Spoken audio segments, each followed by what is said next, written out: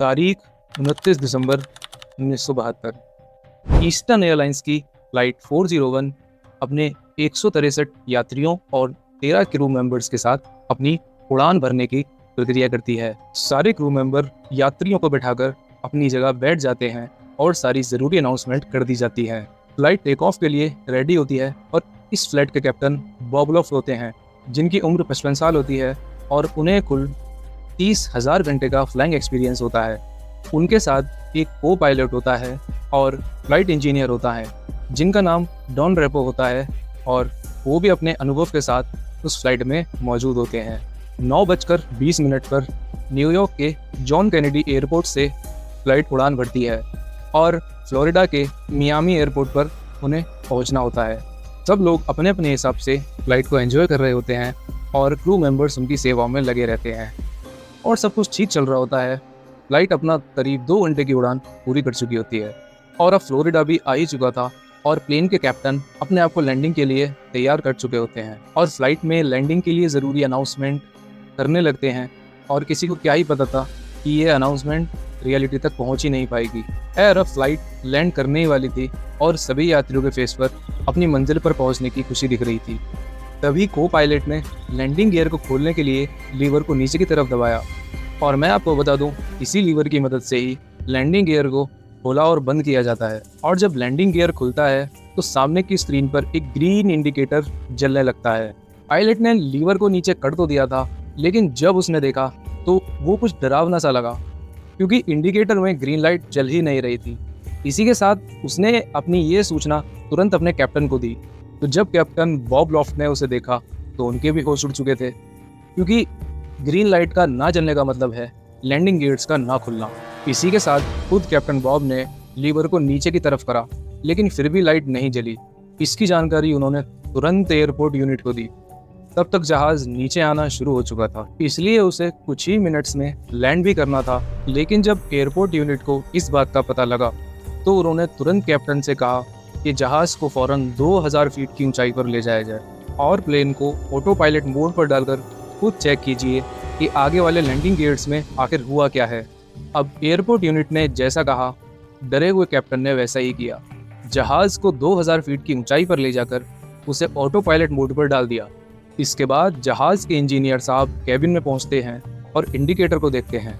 उन्हें लगता है इंडिकेटर ही खराब हो गया है, तो उन्होंने पूरे इंडिकेटर को खोलकर चेक किया, लेकिन इंडिकेटर बिल्कुल ठीक था। इसके बाद उन्होंने प्लेन का वो बटन दबाया जिसके दबाने से प्लेन की हर लाइट ये शो करती है कि प्लेन में सब कुछ ठीक से काम कर रहा है, लेकिन इस बार भी वो ग्रीन लाइट नहीं जली। इसके बाद प्लेन के कैप्टन ने इंजीनियर साहब को सबसे बॉटम वाले कैबिन में जाके आगे वाले गियर्स को देखने के लिए कहा। इंजीनियर कैबिन में पहुंच चुके थे और 10 मिनट का समय बीत चुका था और प्लेन ऑटो पायलट मोड में ही था। साथ ही प्लेन नीचे की तरफ आने लगा था, जिसका होश किसी को भी नहीं था। और इधर इंजीनियर ने जो देखा वो मौत थी। उन्होंने देखा कि पीछे के लैंडिंग गियर्स तो खुल चुके हैं, लेकिन आगे का लैंडिंग गियर नहीं खुला है, जिसके बिना लैंडिंग पॉसिबल ही नहीं है।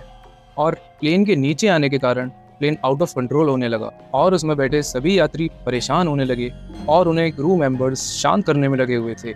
अब प्लेन करीब 1000 फीट की ऊंचाई पर आ चुका था, जिसे देखकर कैप्टन को लगा अगर ये प्लेन और नीचे गया तो कहीं टकरा जाएगा। इसीलिए कैप्टन प्लेन को 180 डिग्री मोड़ने की कोशिश कर रहे थे, लेकिन बदकिस्मती से ये कोशिश नाकाम रही और प्लेन बड़ी बुरी तरीके से ज़मीन से जा टकराया और क्रैश हो गया।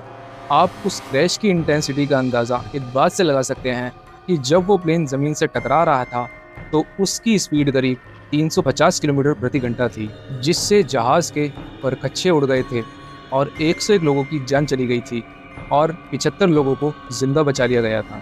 और जहाज़ का मलबा करीब एयरपोर्ट से 30 किलोमीटर दूर जाकर मिला।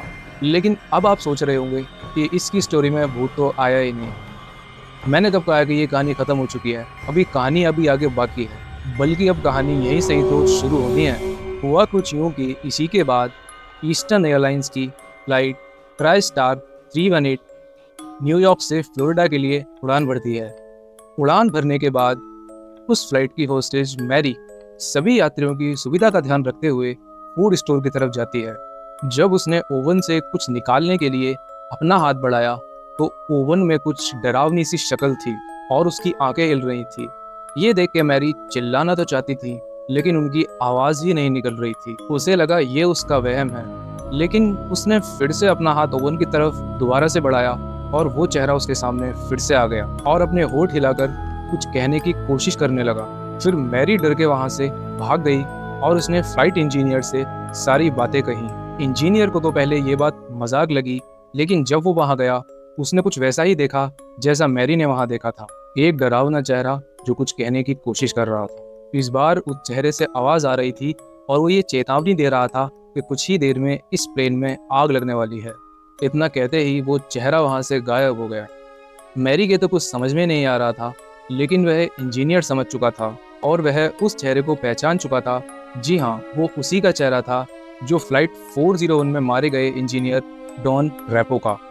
जब मैरी और इंजीनियर ने ये बातें बाकी के क्रू मेंबर्स को बताई तो उन्हें ये बातें बकवास लगी और वह हंसने लगे।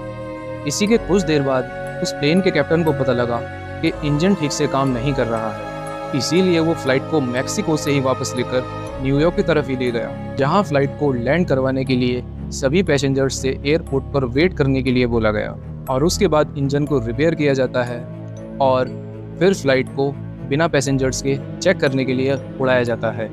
लेकिन इस जहाज ने जैसे ही उड़ान भरी, उसी के साथ इसके लेफ्ट वाले इंजन में आग लग जाती है, जिसको देखकर सभी लोगों के होश उड़ गए। लेकिन मैरी और इंजीनियर को सिर्फ डॉन रेपो की बातें याद आ रही थी और इसके बाद सारे क्रू मेंबर्स को यकीन हो गया कि मैरी जो कह रही थी वो सही था और अगर वो उस फ्लाइट में बैठे रहते तो सारे पैसेंजर्स और क्रू मेंबर्स मारे जाते। और इसके बाद इस फ्लाइट को द घोस्ट फ्लाइट 401 के नाम से जाना जाने लगा।